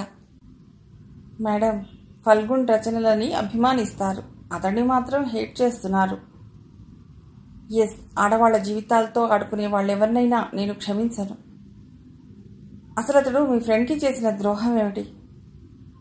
అవన్నీ ఎందుకులే, ప్లీజ్, తెలుసుకోవాలనుంది. చెప్పరు, నేనెక్కడా అనను. మృదుల మెత్తబడింది. మా ఫ్రెండ్ అతడిని ఎంతో ప్రేమించింది, నమ్మింది. కానీ అతడు మాత్రం ప్రేమకు ద్రోహం చేశాడు. అదే, ఎలాంటి ద్రోహం? నిజంగా ద్రోహమేనా, లేక ఆమె అపోహపడిందా? చెప్పుడు మాటలు నమ్మిందేమో. ఆమె కళ్ళతో చూసిందిట. ఒక్కోసారి మన కళ్ళు కూడా మనల్ని మోసం చేస్తాయి. మృదుల తలెత్తి త్రిశల వంక సూటిగా చూసింది. ఆమె లేచి నిలబడింది. నాతోరా అంటూ లోపలికి నడిచింది. త్రిశల అనుసరించింది. మృదుల బెడ్రూంలోకి వెళ్ళి టీవీ దగ్గర ఆగింది. కార్నర్లో ఉన్న సీడీలు వెతికి ఒకదాన్ని పైకి తీసి ప్లేయర్లో ఇన్సర్ట్ చేసింది. వెనక్కి తిరిగి వచ్చి చైర్లో కూర్చుంది. త్రిశల కూర్చో అంటూ ఇంకో చైర్ చూపించింది. త్రిశల కూర్చుంది. చూడు అంటూ టీవీ వంక చూసింది. సీడీ స్టార్ట్ అయింది. అదొక మంచి గార్డెన్. విరగబూసిన పూలని, తీర్చిదిద్దినట్లున్న అందమైన లైనింగ్స్ని, అలబోకగా అల్లుకున్న క్రీపర్స్ని చూపిస్తూ, అది ఫల్గుణ్ ఇంటి ముంగిట గార్డెన్ అంది మృదుల. త్రిశల ఉలిక్కి పడింది. నిజమే అనుకుంది లోలోన. క్రమేపీ ఇంటి వరండా, లోపలి గుమ్మం. మరుక్షణం ఫల్గుణ్ డ్రాయింగ్ రూమ్. వెడల్పాటి సోఫాలో ఫల్గుణ్, అతని పక్కనే ఓ నడి వయస్సు స్త్రీ. ఆమె తల అతడి భుజాల కానించి ఉంది. ఫల్గుణ్ చెయ్యి ఆమె తల మీద చిన్నగా కదులుతోంది. త్రిశల కళ్ళు విప్పార్చి చూసింది. ఆ స్త్రీకి 35-40 మధ్య ఉండవచ్చు. వీపు భాగం మాత్రం కనిపిస్తోంది. కిందకి దిగి ఉన్న బ్లౌజ్ నెక్, బాబ్డ్ హెయిర్, పవిట నిండుగా కప్పుకునే ఉన్న స్లీవ్లెస్ జాకెట్ అని తెలుస్తోంది. వాళ్ళిద్దరూ ఎవరు? అడిగింది త్రిశల. అతడు ఫల్గుణ్. ఆ సీన్ చూస్తుంటే ఆమె ఎవరో అర్థం చేసుకోవచ్చు కదా. ఆమె నీ ఫ్రెండా? కాదు, ఇంకో లవర్. వాట్? ఎస్. అయితే సిడీలోకి ఎలా వచ్చారు? అడిగింది త్రిశల ఆశ్చర్యంగా. మా ఫ్రెండ్, అదే ఫల్గుణ్ణి ప్రేమించిన ఆమె మూవీ కెమెరాకి చిక్కారు. అసలేం జరిగింది? మా ఫ్రెండ్కి ఫోటోగ్రఫీ హాబీ. మూవీ కెమెరా కూడా మెయింటైన్ చేస్తుంది. ఆమెకిష్టమని ఫారిన్ నుండి వస్తూ ఆమె ఫ్రెండ్ ఒకరు సిగరెట్ పెట్టే సైజు మూవీ కెమెరా తెచ్చి ఇచ్చిందిట. దాంతో షూట్ చేస్తే ఎదుటివారికి తాము మూవీలో పడుతున్నట్లు తెలియదు. ఫల్గుణ్కి తెలియకుండా షూట్ చేసి సర్ప్రైజ్ ఇద్దామని మూవీ ఆన్ చేసుకుని అతని ఇంట్లోకి అడుగుపెట్టిందిట. ఇంకేముంది, ఆ సీన్ ఎక్కేసింది ఆమె మూవీలోకి. అది చూసి కామ్గా వెనక్కి వచ్చేసింది మా ఫ్రెండ్. అంతే, మరి అతడి మొహం చూడలేదు. త్రిశల వాక్ అయింది. అయితే ఫల్గుణ్ విమనైజర్ అన్నమాట. పైకి కనిపించేంత మంచివాడు కాదన్నమాట. మరి తనని అన్ని విధాలా ఆదుకున్నాడు, పిలిచి విద్య నేర్పిస్తున్నాడు. అమ్మో, తనని కూడా ట్రాప్ చేసే ఉద్దేశంతో ఉన్నాడా? తనకంటే అంత పెద్దవాడు. త్రిశల మైండ్ అంతా బ్లాక్ అయింది. ఆ సీన్ చూసి షాక్ తిన్నావా? నీకే అలా ఉంటే ఇక మా ఫ్రెండ్ పరిస్థితి ఆలోచించు. త్రిశల మౌనంగా యువతలకు వచ్చేసింది. మృదుల టీవీ ఆఫ్ చేసింది. బయట నుండి కాలింగ్ బెల్ బజ్మంది. పేషెంట్స్ వచ్చినట్లున్నారు. నువ్వు లైబ్రరీ రూమ్లో బుక్స్ చూసుకో, నేను వాళ్ళని చూసి వస్తాను. మృదుల క్లినిక్ రూమ్లోకి వెళ్ళింది. త్రిశల ఒక్క క్షణం ఆగి చటుకున్న బెడ్రూమ్లోకి నడిచింది. డీవీడీ ఓపెన్ చేసి సీడీని తీసి పుస్తకం మధ్యలో పెట్టుకుని బయటకు వచ్చేసింది. లైబ్రరీ రూమ్లో 2 నవల్స్ తీసుకుని సీడీని జాగ్రత్తగా వాటి మధ్య ఉంచి మృదుల రూమ్లోకి నడిచింది. అక్కడ పేషెంట్స్ని చూసి మృదుల తలెత్తి చూసింది. మేడం, నేను వెళ్ళొస్తాను. ఏం అప్పుడే వెళ్ళిపోతున్నావా? మూడోఫ్ అయినట్లున్నావు. ఓకే, వెళ్ళిరా అంది. రేపొస్తాలేండి అనేసి వచ్చేసింది త్రిశల. అక్కడి నుంచి త్రిశల సరాసరి సీడీ షాప్కి వెళ్ళింది. తన సీడీని కొత్త దాంట్లోకి ఎక్కించి జాగ్రత్త చేసింది. మళ్ళీ ఆటోలో మృదుల ఇంటికి వచ్చింది. అదేంటి, ఏమన్నా మర్చిపోయావా అడిగింది మృదుల. ఆమె ఇంకా పేషెంట్లతో కుస్తీ పడుతోంది. నా బుక్స్ బెడ్రూమ్లో వదిలేసి వెళ్ళిపోయా. రేపటికి చదవవలసినవి ఉన్నాయి. తీసుకెళ్ళు అంది మృదుల. త్రిశల గబగబా బెడ్రూమ్లోకి పరిగెత్తింది. సీడీని డీవీడీలో పెట్టి యథాతథంగా ఉంచేసి వెనుదిరిగింది. గుమ్మంలో మృదుల. త్రిశల గతుక్కుమంది. ఏమిటా కంగారు, నీ బుక్ ఏది? ఇక్కడెక్కడో పెట్టారు మేడం, వెతుకుతున్నా అంటూ టీవీకి దగ్గర అటు ఇటు కాసేపు వెతికింది. ఇక్కడెక్కడా లేదు, లైబ్రరీ రూమ్లో పెట్టావేమో చూడు. త్రిశల బతుకు జీవుడా అనుకుని అక్కడి నుంచి యువతలకొచ్చింది. లైబ్రరీ రూమ్లో కాసేపు తచ్చాడింది. దొరికిందా అడిగింది మృదుల వెనక్గా వచ్చి. లేదు మేడం, అసలు ఇక్కడికి తెచ్చినట్లే లేను. ఇంటి దగ్గర ఉందేమో. సరే బాయ్ మేడం. త్రిశల బయటకు పరిగెత్తింది. మర్నాడు యథావిధిగా ఫల్గుణ్ దగ్గరికి వెళ్ళింది త్రిశల. అతను ఎప్పటిలా ఆహ్వానించాడు. త్రిశలకు ఆ రోజు ఫల్గుణ్ కొత్తగా కనిపించసాగాడు. ఇతని ఆత్మీయత, మంచితనం వెనకాల మరో వికృత రూపం దాగి ఉందా? అతడి మీద ఉండవలసిన సదభిప్రాయం సన్నగిల్లుతోంది. ఫల్గుణ్ నిజంగా వయోముఖ విషకుంభమా? త్రిశల మనస్సు మారుమూల ఎక్కడో ఫల్గుణ్ మంచివాడు అని నొక్కి చెప్తోంది. సరే చూద్దాం. ఈ పజిల్ తను సాల్వ్ చేయగలిగితే తనకు మంచి గురువు మిగులుతాడు. ప్లస్ మృదుల, ఫల్గుణ్ ఒకటవుతారు. లేదంటే ముగ్గురు 3 తీరాల్లో గడిపేస్తాం. అంతే. ఏటలా చూస్తున్నావు కొత్తగా? ఫల్గుణ్ మాటలకి ఈ లోకంలోకి వచ్చింది. మొన్న మీరు తెలుగు భాష అంతరించిపోతుందని ఆవేదన వ్యక్తం చేశారు. ఇంటికి వెళ్ళిన దగ్గర నుండి నాలోనూ అదే ఆలోచన. మన భాష అంతరించిపోతే ఎలా అని మదన ప్రారంభమైంది. అదే మైండ్లో తిరుగుతూ ఒకచోట నిలవనివ్వటం లేదు. చివరికి పెన్ తీసుకుని రాయటం మొదలెట్టాను.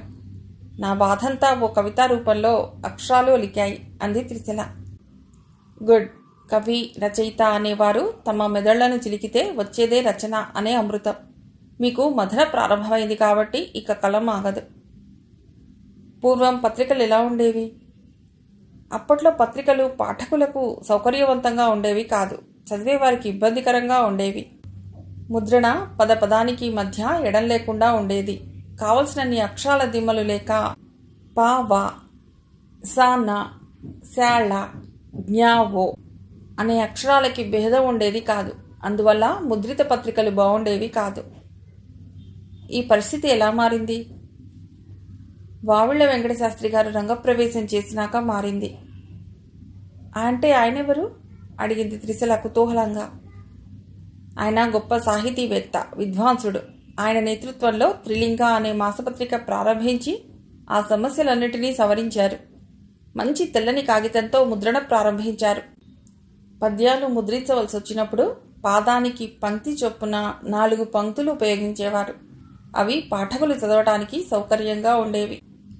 ఆయన గొప్ప విద్వాంసులైనందువల్ల తామే గ్రంథ సంస్కరణ చేసేవారు. భాష ఎలా ఉండేది? ఆ రోజుల్లో రచనలన్నీ గ్రాంధికంలోనే ఉండేవి. 1919 సెప్టెంబర్లో తెలుగు అనే పత్రిక వచ్చింది. దానిలో విన్నపం అనే సంపాదకీయంలో గ్రాంధికవాదులను బాగా రెచ్చగొట్టారు.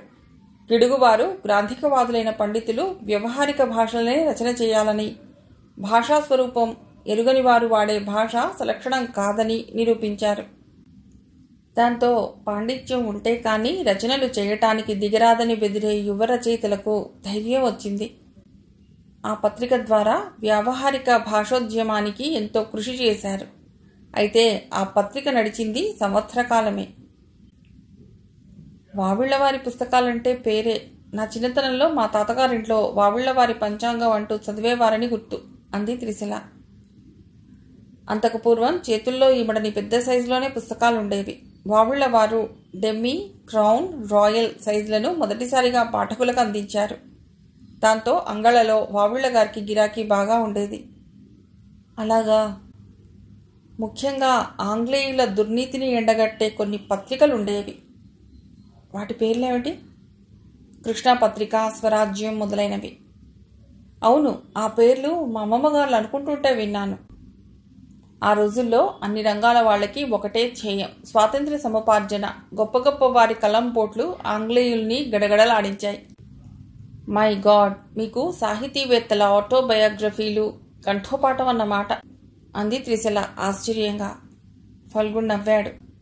చరిత్ర తెలుసుకోవాలి మరి అన్నాడు.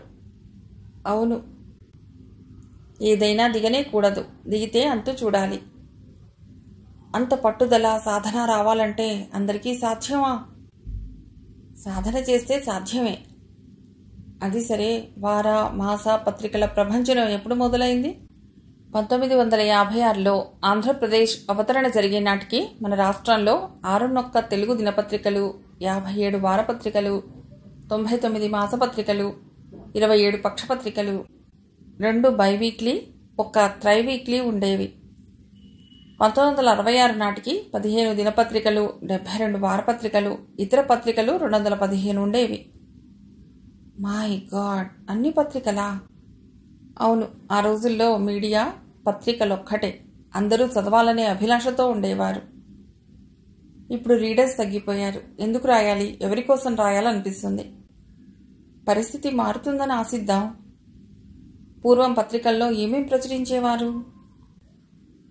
1-2 కథలు, కులాసా కబుర్లు, జ్యోతిష్యం గురించిన వ్యాసాలు, కొన్ని కీర్తనలు, రాజకీయాలు, వార్తా చిత్రాలు, పద్యాలు, 1 సీరియల్ నవల ఉండేవి. ఆ రోజుల్లో కథలకు 5 నుండి 15 రూపాయలు, నవలకు 50 నుండి 100 రూపాయల వరకు ఇచ్చేవారు. వ్యాపార ప్రకటనలు చాలా తక్కువగా ఉండేవి. వెలబేడ అంటే 2 అణాలు, సర్క్యులేషన్ 4-5 వేలు కాపీలు. సీరియల్స్ రాసిన వారి పేర్లేమిటి? విశ్వనాథ సత్యనారాయణ, నోరి నరసింహశాస్త్రి వంటి పండితుల నవలలు ధారావాహికంగా వచ్చేవి. మంచి సాహిత్యాన్ని ఇచ్చారు. ఉత్తమ సాహిత్యం వజ్ర సమానం కదా? ఫల్గుణ్ నవ్వాడు. వజ్రం పోలిస్తే ఘనంగానే ఉంది, కానీ అది అందరికీ అందేది కాదు. అందులో అర్థం తెలుసుకున్న త్రిశల కూడా నవ్వేసింది. వారపత్రికలకు అప్పటి వరకు విద్వాంసులు, కవుల, రచయితల ముఖ చిత్రాలు, దేవుళ్ల చిత్రాలు ప్రచురించేవారు. కొడవటి గంటి సంపాదకులుగా వచ్చాక సినీనటు భానుమతి ముఖ చిత్రం ప్రచురించి ఒక కొత్త వరవడి దిద్దారు. అప్పటి నుండి నేటి వరకు సినీతారల ముఖ చిత్రాలే వస్తున్నాయి. అలాగా, అప్పటి పత్రికలు జాతిని జాగృతం చేయటానికి పాటుపడేవి.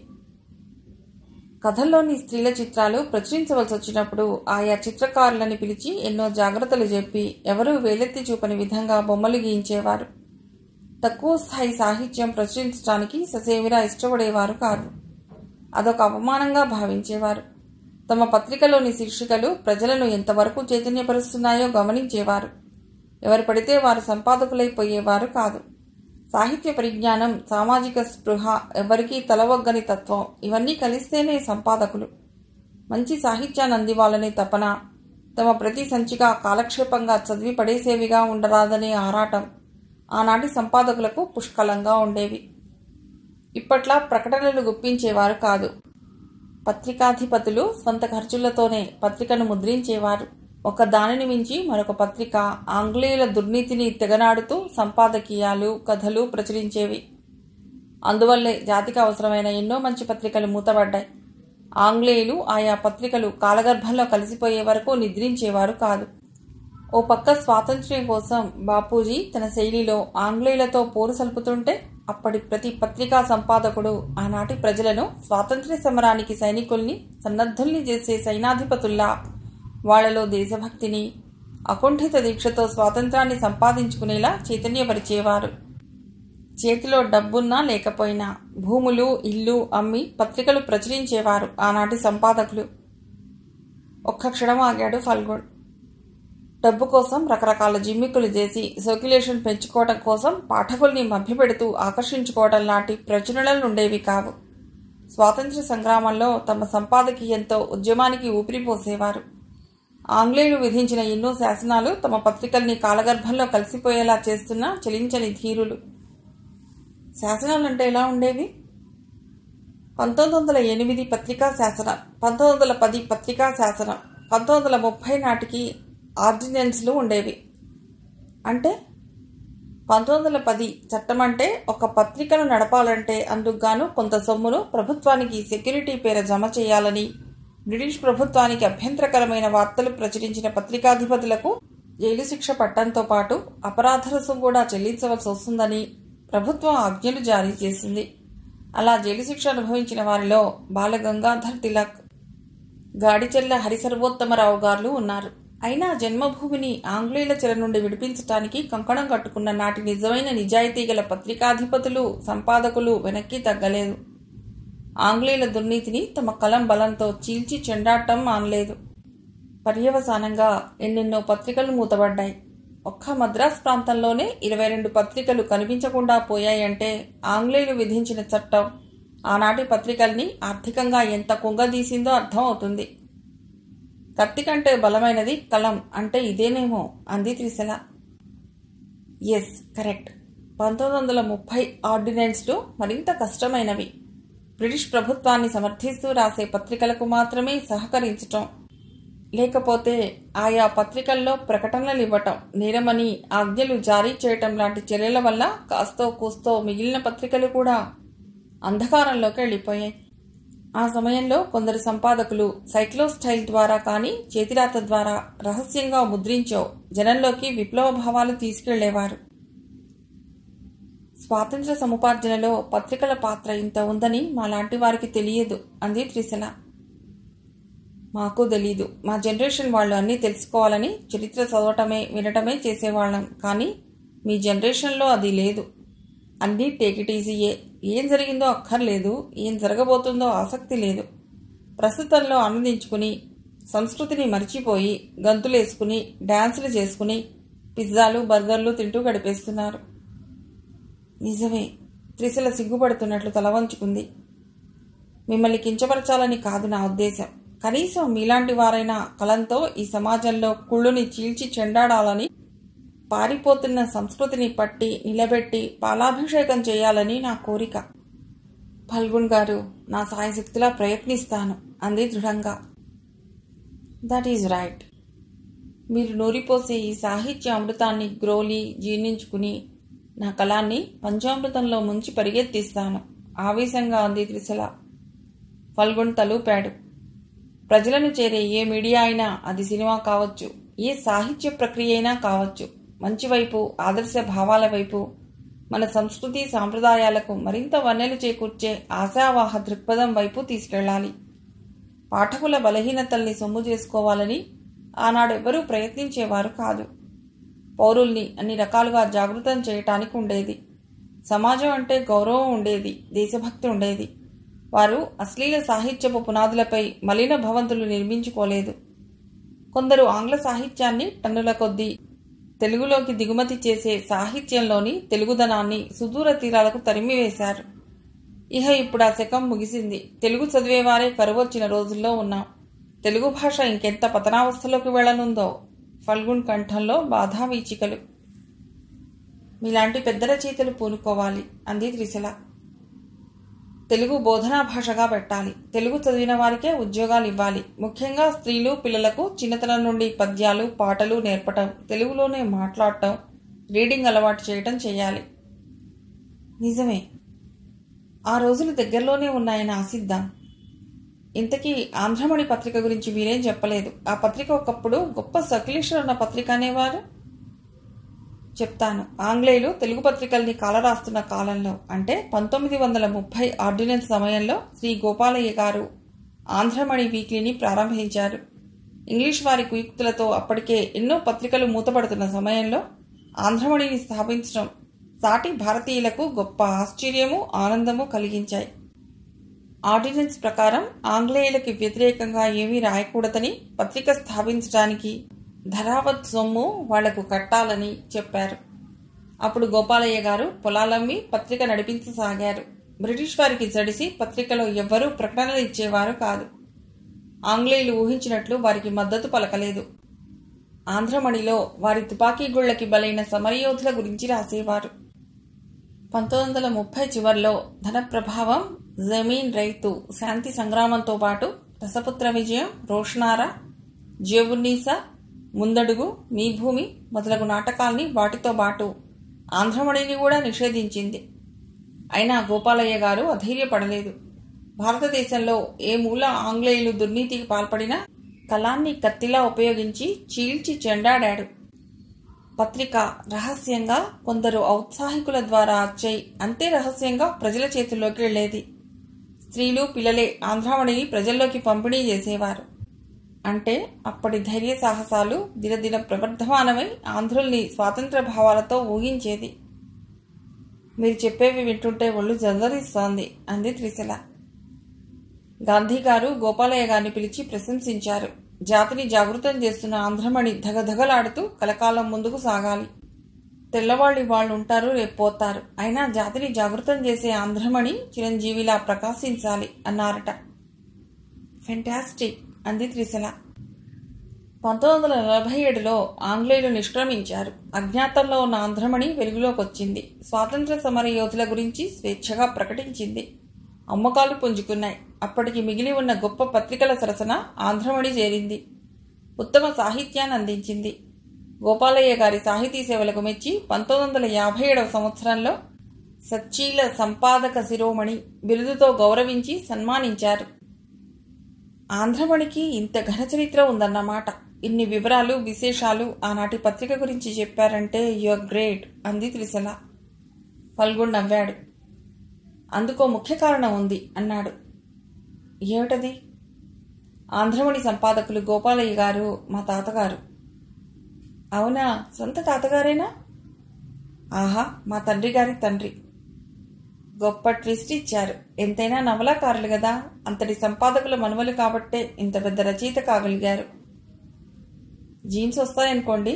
దానికి తోడు చిన్నప్పటి నుండి మా నాయనమ్మ అమ్మ ఈ విశేషాలన్నీ ఉగ్గుపాలలో రంగరించి కథలు కథలుగా చెప్పేవారు. అందుకే నాకు అవన్నీ కంఠోపాఠంగా వచ్చాయి. ఆ ఇంట్రెస్ట్తోనే సాహితీకారుల జీవిత చరిత్రలు, ప్రాచీన సాహిత్యం బాగా చదివేవాణ్ణి. నా భాగ్యం ఏమిటంటే మీ నుంచి ఆ ఎసెన్స్ అంతా నేను తాగగలుగుతున్నాను. స్వాతంత్రానంతరం వచ్చిన పత్రికలకి వ్యాపార దృష్టి పెరిగింది. ధనిక వర్గం యొక్క రాజకీయ అవినీతి నీడలు మన పత్రికలపై గాఢంగా ప్రసరించాయి. వికారమైన సీరియల్స్, సినిమా తారల చీకటి జీవితపు విశేషాలు, మోసపు ప్రకటనలు, పనికిమాలిన కార్టూన్లు ప్రచురించి కేవలం వ్యాపారం పెంచుకోసాగారు పత్రికాధిపతులు.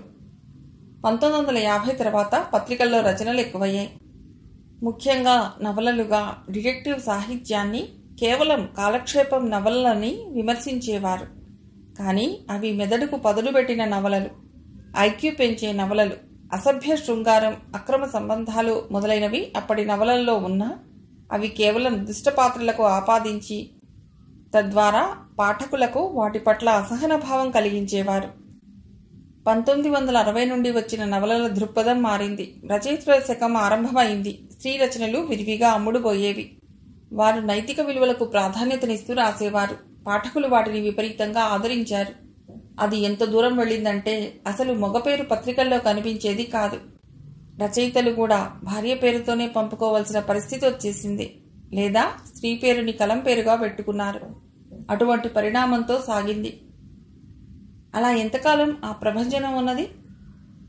10-15 సంవత్సరాలు ఏకధాటిగా సాగింది. ఆ తర్వాత మళ్ళీ ఎలా మారింది? మార్పు కాలం తెస్తుంది. క్రమేపీ రచనల్లో వైరుధ్యం.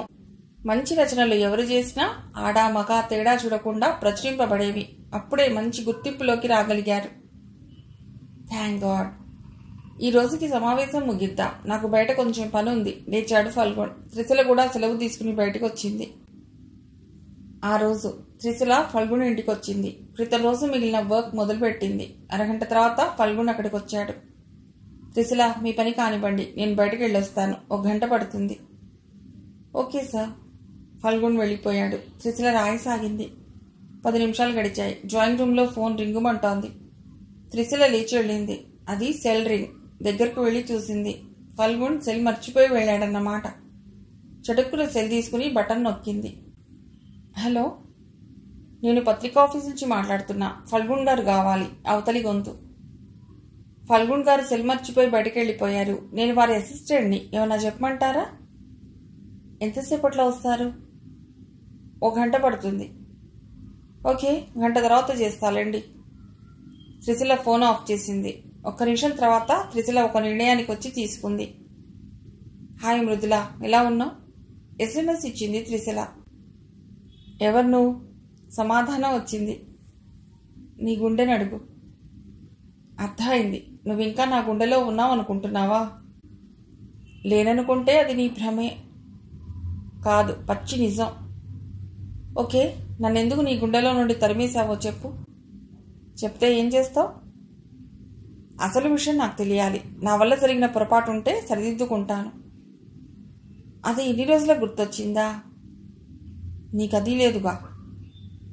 ప్రతి క్షణం నువ్వు కొట్టిన దెబ్బ తాలూకు గాయంలోని రక్తం బొట్టుగా కారుతూనే ఉంది. అంత తప్పు చేశానా? ఎస్, జీవితాలతో ఆడుకుంటున్నావు. లేదు, నీ మనసుకు తెలుసు నేను ఎలాంటి వాణ్ణో. నా కళ్ళు నన్ను మోసం చేయవు. ఒక్కోసారి చేస్తాయి. Stop the non sense. సరే, నువ్వు చూసిందేమిటో చెప్పు. ఇది ఇలా చెప్పడానికి వచ్చేది కాదు. అర్థమయ్యేలా చెప్పు. ఆ అవసరం నాకు లేదు. ఆ తర్వాత మృదుల SMSలు రిసీవ్ చేసుకోలేదు. త్రిశల సెల్లో SMSలన్నీ చెరిపేసింది. సాయంత్రం 4ంటికి వచ్చాడు ఫల్గుడ్. త్రిశల, ఏమిటి విశేషాలు? మీ సెల్ మర్చిపోయి వెళ్ళారు. పత్రికా ఆఫీసు నుండి ఫోన్ వచ్చింది. ఐసి, భోజనం చేశావా? చేశాను. రైట్, నేను బయట తిన్నానులే. సార్, ఈరోజు పోస్ట్ వాచ్మెన్ తెచ్చి కవర్లు ఇచ్చి వెళ్ళాడు. ఫల్గున్ ఒక్కొక్కటి విప్పి చూసి పక్కన పెట్టేస్తున్నాడు. చివర్లో కవర్ విప్పి అందులోంచి ఒక సీడీ బయటకు తీశాడు ఫల్గున్. ప్రశ్నార్థకంగా చూశాడు. ఇదేంటి, సీడీ ఎక్కడి నుంచి వచ్చింది అనుకుంటూ త్రిశల వంక చూశాడు. ఆ సీడీ ఏంటి సార్ అంటూ కవర్ తీసుకుని చూసింది. అది ఒక క్లాత్ కవర్ పైన ఫల్గున్ పేరు రాసి ఉంది. అడ్రస్ లేదు. ఒక మనిషి తెచ్చి నా గేట్కున్న పోస్ట్ బాక్స్లో పడేసిపోయాడన్నమాట అనుకుంటూ ఫల్గున్ లేచి కంప్యూటర్లో సీడీ పెట్టి బటన్ ప్రెస్ చేశాడు. పిక్చర్ స్టార్ట్ అయింది. ఫల్గున్ ఆసక్తిగా చూడసాగాడు. క్రమేపీ అతడి వదనంలో అనేక రంగులు మారాయి. చివరిగా అతడి మొహం జేవురించింది. త్రిశల లోపల కంగారు పడింది. ఇది ఇతడి మీద ఎలాంటి ప్రభావం చూపిస్తుందోనని. వాట్ ఈస్ దిస్ అనుకున్నాడు పైకే. త్రిశల మౌనంగా చూడసాగింది. సిడీని ఫల్గున్ పోస్ట్ బాక్స్లో పడేసిందని ఫల్గున్ ఎలా ఊహించాడో కదా అనుకుంటూ అతడినే చూస్తోంది. చాలాసేపు ఏదో ఆలోచిస్తూ మౌనంగా ఉండిపోయాడు ఫల్గున్. ఒక ప్రశ్న అడుగుతాను సార్, ఆమె మీ వైఫా, లవరా? రెండూ కాదు, ఒక ఫ్రెండ్. త్రిశల ఆశ్చర్యంగా చూసింది. అవును, ఆమె నా స్నేహితురాలు. చిన్నప్పటి నుండి కలిసి చదువుకున్నా. ఆమె పేరు కల్పన. ఆడా మగ ఫ్రెండ్స్ ఉంటారనుకోండి, కానీ ఆ సీన్ ఏమిటి? ఫల్గున్ సూటిగా చూశాడు త్రిశలని. సారీ అంది నెమ్మదిగా. నువ్వలా అడగటంలో తప్పులేదు. కల్పన నేను ఒకే వీధిలో ఉండేవాళ్ళం. స్కూల్ నుండి కాలేజీ వరకు ఒకే క్లాస్. కలిసి వెళ్ళి వచ్చేవాళ్ళం. కష్ట సుఖాలు, మంచి చెడులు అన్నీ మాట్లాడుకునేవాళ్ళం. ఆమె పెళ్లికి అన్నీ నేనే అయి చేసిన వాణ్ణి. కల్పన పెళ్ళైన ఏడాదికి అమెరికా వెళ్ళిపోయింది. ఆమె భర్త ఇంజనీర్, చాలా మంచివాడు. కల్పనకి ఏ లోటు లేదు. 2 పిల్లలు. ఆమె జీవితం వడ్డించిన విస్తరిలా సాగిపోతోంది. హఠాత్తుగా ఒకరోజు కల్పన మా ఇంటికి వచ్చింది. ఆ రోజు ఇదిగో ఇక్కడే సోఫాలో కూర్చుని ఉన్నాను. కల్పనని సాదరంగా ఆహ్వానించాను. చాలా ఏళ్ల తర్వాత కలిసా. నా పక్కనే కూర్చుంది. ఆమె వదనంలో విచారం తాండవిస్తోంది. కల్పన, ఏమిటలా ఉన్నావు అన్నాను. ఫల్గున్, నా పిల్లలిద్దరూ చనిపోయారు యాక్సిడెంట్లో అంటూ బోరుమంది. నాకు కూడా ఏడుపు వచ్చింది. నా ప్రియనేస్తానికి వచ్చిన కష్టానికి నా మనసు తల్లడిల్లిపోయింది. ఆమె ఏడుస్తూ నా భుజాన తలబెట్టుకుంది. మనసులో ఉన్న దుఃఖం బయటకు పొంగి పొర్లింది. అలా ఎంతసేపు ఉన్నామో తెలియదు. ఆమె సేద తీరింది. నాకు చేతనైన సాంత్వన ఇచ్చాను. ఆమె మర్నాడే అమెరికా వెళ్ళిపోయింది. ఇంతలోకే ఈ సీన్ ఇలా సీడీలోకి. ఎక్కడా, ఏమిటి, అసలు ఎవరు తీశారు? ఇది ఇవాళ నా బాక్స్లో ఎవరు పడేశారు? అంతా విచిత్రంగా ఉందే.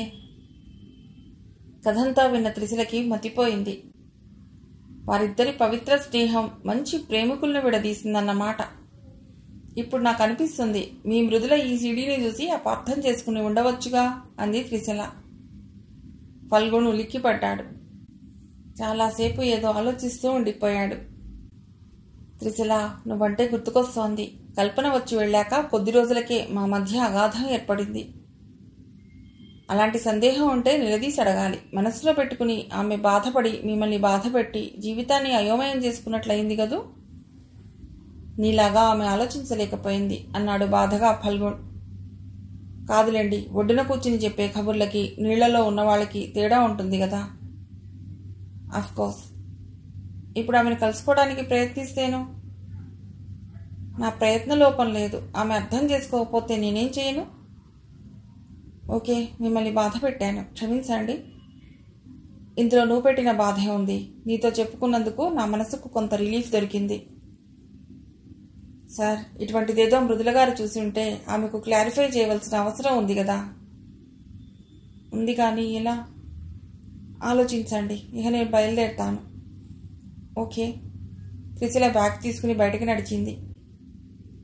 మర్నాడు త్రిశల మృదుల ఇంటికి వెళ్ళింది. రారా. ఏంటి, అప్పుడే 2 బుక్స్ చదివేశావా? అంది మృదుల. చదివాను. ఎలా ఉన్నాయి? అందులో నీకు బాగా నచ్చిందేమిటి? నీవు లేక నేను లేను నవల నచ్చింది. ప్రేమ ప్రధానమైంది ఆ థీమ్. ఎస్, ప్రేమలో అపార్థాలు వచ్చి విడిపోయి మళ్ళీ కలుస్తారు కదా. చాలా బాగా రాసింది ఆ రచయిత్రి. అవును, బాగుంది ఆ నవల అంది మృదుల. నవలలో కాబట్టి కలిశారు, నిజ జీవితంలో అంత త్వరగా కలుస్తారా? కలవాలని ఇద్దరికీ ఉండాలి. ఆ దిశలో ప్రయత్నించాలి. అహంకరించి కూర్చుంటే ఎప్పటికీ కలవలేరు. అదే మీ ఫ్రెండ్కి చెప్పవలసింది మీరు అంది త్రిశల. అక్కడ పరిస్థితి వేరు. కళ్లతో చూసిన పచ్చి నిజాన్ని ఎవరు కాదనగలరు? త్రిశల మౌనంగా ఉండిపోయింది. కాలింగ్ బెల్ బజ్జుమంది. మరుక్షణం స్వింగ్ డోర్ తీసుకుని 2 వ్యక్తులు వచ్చారు. వాళ్ళు దంపతుల్లా ఉన్నారు. నడి వయస్సు వాళ్ళు. మీకు పేషెంట్స్ వచ్చారులా ఉంది. నేను లైబ్రరీలోకి ఎడతాను లేచింది త్రిశల. పేషెంట్స్ కాదు, ఫ్రెండ్సేలే. మా పని పిల్లకు చెప్పు 4 జ్యూస్లు కలపమని. త్రిశల లేచింది. వెళ్తూ మృదుల చూడకుండా టేబుల్ మీద పెట్టి ఉన్న ఆమె సెల్ ఫోన్ పట్టుకెళ్ళింది. లోపల పనిపిల్లతో జ్యూస్లు కలపమని చెప్పి త్రిశల సరాసరి లైబ్రరీ గదిలోకి వెళ్ళింది. ఫల్గుణ్ సెల్కి ఎస్ఎంఎస్లు స్టార్ట్ చేసింది. హాయ్, ఎలా ఉన్నావు? ఎవర్ను? వెంటనే ఆన్సర్ చేశాడు ఫల్గుణ్. అది నీ గుండెని అడుగు. నా గుండెని ముక్కలు చేసి వెళ్ళావుగా, ఆ ముక్కలు పలకలేవు. ఇక పలికిస్తాను. ఏమిటి ఇంత దయగలిగింది? దయను అర్థిస్తున్నాను. ఇది కళ, నిజమా? నిజమే, కళలాంటి నిజం. అంటే తీయని కళ నిజమైతే ఎలా ఉంటుంది? ముద్దు, నిజంగా నువ్వేనా? నమ్మలేకపోతున్నా. ఫల్గుణ్ మృదులని ముద్దు అని పిలిచేవాడన్నమాట. ఎస్, నీ ముద్దునే ఫల్గుణ్. ఏమిటి నన్ను పూర్తి పేరుతో పిలుస్తున్నావు? అసలు నువ్వేనా? గతుక్కుమంది త్రిశల. ఎందుకు అనుమానం? నా సెల్ నంబర్ నీకు తెలుసుగా. ఎందుకు ఎస్ఎంఎస్లు? కాల్ చేయవచ్చుగా. ఆ టైం వచ్చినప్పుడు చేస్తా. ఒకసారి ఎప్పుడు నువ్వు నన్ను పిలిచే పేరుతో పిలు. నన్ను పరీక్ష చేస్తున్నావా? నా గుణగణాలు నీకు తెలియవా? రైట్, ఒప్పుకున్నాను. నువ్వేలే. త్రిశలకు అర్థం కాలేదు. ఎలా తెలుసుకున్నావు? అడిగింది త్రిశల. నన్ను గుణ అనేదానివిగా. దాన్నే ఇండైరెక్ట్గా చెప్పావుగా. థ్యాంక్ గాడ్ అనుకుంది త్రిశల. గుణ గుణ. ఎస్ ముద్దు, మనం కలుద్దాం. నీతో ఎన్నో చెప్పాలి. నేను చెప్పాలి. నీ క్షమను అర్థించాలి. నువ్వు కురిపించే ప్రేమ దయలో తడిసి పునీతం అవ్వాలి. సరే, ఇక ఉంటాను. పేషెంట్స్ వచ్చారు. మళ్ళీ ఎప్పుడు మాట్లాడతావు? ఈసారి నేను చేస్తాను. ముద్దు, నువ్వు అసలు చేయకు. నేను చేసే వరకు కాస్త ఆగు. ఎందుకని? తర్వాత చెప్తా. బాయ్. త్రిశల గబగబా ఎస్ఎంఎస్లన్నీ చెరిపేసింది. ఫోన్ తెచ్చి డ్రాయింగ్ రూమ్లో టీపాయ్ మీద ఉంచింది. మరుక్షణం ఫోన్ రింగ్ అయింది. త్రిశల కంగారుగా తీసి చూసింది. అది ఫల్గుణ్ నంబర్ నుండి కాదు. త్రిశల ఊపిరి పీల్చుకుంది. సెల్ రింగ్ అవుతూనే ఉంది. దాన్ని తీసుకుని మృదుల రూమ్లోకి వచ్చింది. మేడం, మీకు ఫోన్ అంటూ ఇచ్చింది. మృదుల తీసుకుని మాట్లాడింది. ఫ్రెండ్స్ ఇద్దరు ఇంకా అక్కడే ఉన్నారు. త్రిశల ఓసారి వాళ్ళ వంక చూసింది. వాళ్ళు ఇప్పట్లో కదిలేలా లేరు అనుకుంది. పనిపిల్ల అందరికీ జ్యూస్లు తెచ్చి ఇచ్చింది. త్రిశల జ్యూస్ తాగి సెలవు తీసుకుని బయటకు వచ్చింది. ఆ రోజు ఫల్గుణ్ ఇంటికి వచ్చేసరికి ఫల్గుణ్ కూనిరాగాలు తీస్తూ కనిపించాడు. అతడిలో కొత్త ఉత్సాహం కనిపిస్తుంది. ఇదంతా తన ఎస్ఎంఎస్ల మహిమేనా అనుకుంది. ఏమిటి ఈరోజు స్పెషల్గా కనిపిస్తున్నావు అడిగాడు ఫల్గుణ్. నా birthday. Happy birthday. Thank you. One request. ఏమిటది? సాయంత్రం 5 గంటలకు డాల్ఫిన్స్లో చిన్న పార్టీ, మీరు తప్పక రావాలి. ఓ ఎస్. పార్టీ అంటే పెద్దదేం కాదు, సింపుల్. ఇద్దరినే పిలిచాను, మీరు ఇంకొకరు. అలాగా? ఆ ఇంకొకరెవరు? సస్పెన్స్. మీకు బాగా కావలసిన వ్యక్తి అన్నమాట. చాలా కావలసిన వ్యక్తే. ఓహో, అర్థమైంది. నీ లవరా? అక్కడ ఉండేది మన ముగ్గురం, అందులో 2 లవర్స్. ఫల్గుణ్ నవ్వాడు. ఈరోజు వర్కేం చేయను, మిమ్మల్ని పిలవటానికే వచ్చాను. Okay bye. త్రిశల బయటకు నడిచింది. అక్కడి నుండి సరాసరి మృదుల ఇంటికి వెళ్ళింది. ఏమిటి ఈ టైంలో వచ్చావు అడిగింది మృదుల. ఈరోజు నా బర్త్డే, మీ ఆశీస్సులు తీసుకుందామని వచ్చా. ఇలాంటి పుట్టినరోజులు 100 జరుపుకోవాలి అంది. Thank you madam. One request. సాయంత్రం 5 గంటలకు డాల్ఫిన్స్లో చిన్న పార్టీ, మీరు తప్పక రావాలి. మృదుల ఒక్క నిమిషం ఆలోచించింది. ఈరోజు ఆదివారం, మీకు క్లినిక్ ఉండదుగా, ఏమిటి ఆలోచన? ఓకే. సాయంత్రం నాకు 2 గెస్ట్లు. ఎవరా రెండో వాళ్ళు? సస్పెన్స్. నీ బాయ్ ఫ్రెండ్? అక్కడుండేది 3, అందులో 2 లవర్స్. మృదుల నవ్వింది. త్రిశల వచ్చేసింది. సాయంత్రం 4:30కే త్రిశల హోటల్కి చేరుకుంది. ఒక మూలగా టేబుల్ బుక్ చేసింది. తిరిగి వచ్చి విజిటర్స్ ల్యాండ్లో కూర్చుంది. హోటల్కి వచ్చిపోయే వారంతా ఎవరి లోకంలో వారున్నారు. త్రిశల ఆలోచించసాగింది. తను చాలా పెద్ద సాహసం చేస్తోందేమో. వాళ్ళిద్దరూ వయస్సులో తనకంటే పెద్దవాళ్ళు. ఒకవేళ ఇప్పుడు ఇద్దరూ కోపతాపాలు ప్రదర్శించుకోరు కదా. ఫల్గుణ్ పర్వాలేదు, మృదుల మండిపడుతుందేమో. అక్కడితో ఫల్గుణ్ హర్ట్ అవుతాడేమో, లేదా అతడు ఆగ్రహిస్తాడా? త్రిశలకు లోలోన ఏదో చిన్న భయం లాంటిది బయలుదేరింది. టంచంగా 5 అయ్యేసరికి మృదుల వచ్చేసింది. త్రిశల రిసీవ్ చేసుకుని ఆమెను లోపలికి తీసుకువెళ్ళింది. రిజర్వ్డ్ అన్న బోర్డు పెట్టిన దగ్గర ఆగి సీట్ చూపించింది. మృదుల కూర్చుంది. మెనూ చూసి ఆర్డర్ ఇవ్వండి మేడం, 3 కోసం. మృదుల ఒక్కోటి చెప్పి చివరగా ఐస్ క్రీమ్ చెప్పింది. త్రిశల యువతలకు వచ్చి ఫల్గుణ్కి ఫోన్ చేసింది. సార్, మీకోసం వెయిటింగ్ అంది. వచ్చేస్తున్నా, ఆన్ ది వే. సరే, ఇంకో గెస్ట్ వచ్చేశారు. మేమిద్దరం లాస్ట్ టేబుల్లో కూర్చుని ఉంటాం. ఓకే, నా కోసం గుమ్మంలో ఉండొద్దు, ఆ గెస్ట్తో మాట్లాడుతుండు. ఎస్, టేబుల్ దగ్గర వెయిట్ చేస్తాను. త్రిశల ఫోన్ పెట్టేసింది. తిరిగొచ్చి మృదుల ఎదురుగా కూర్చుంది. మృదుల వీపు ఎంట్రన్స్ వైపు ఉంది. త్రిశల గుమ్మంలోకి చూస్తూ కూర్చుంది. మరుక్షణం గుమ్మంలో ఫల్గుణ్. త్రిశల లేచి నిలబడింది. ఆమెను చూసి అటువైపు వచ్చాడు ఫల్గుణ్. టేబుల్ దగ్గర చైర్లో కూర్చుంటూ మృదులని చూశాడు. అప్పుడే మృదుల కూడా అతన్ని చూసింది. నిటారుగా అయింది. ఆమె మొహంలో ఎన్నో రంగులు. ఫల్గుణ్ ఆశ్చర్యంగా త్రిశల మొహంలోకి చూశాడు. క్షణంలో మృదుల వంక చూసి విష్ చేశాడు. అది రిసీవ్ చేసుకునే మూడ్లో లేదు మృదుల. మృదుల తల తిప్పి సూటిగా త్రిశల మొహంలోకి చూసింది. త్రిశల నోరు విప్పింది. ఈ పార్టీకి మీ ఇద్దరినే పిలిచాను. మీలో ఎవరికీ తెలియదు నేను ఇలా చేస్తున్నానని. అందుకు ముందుగా నన్ను మీ ఇద్దరూ క్షమించండి. నా పుట్టినరోజు ఇది. మీ ఇద్దరూ కోపతాపాలకు తావివ్వవద్దు. ఇద్దరూ మాట్లాడలేదు. మీ ఇద్దరి మనసుల్లో భావాలు నాకు చెప్పారు. నాకు అర్థమైంది. చిన్న అపోహకి జీవితాలు బలి చేసుకుంటున్నారని. ముందుగా మృదుల గారికి చెప్తాను.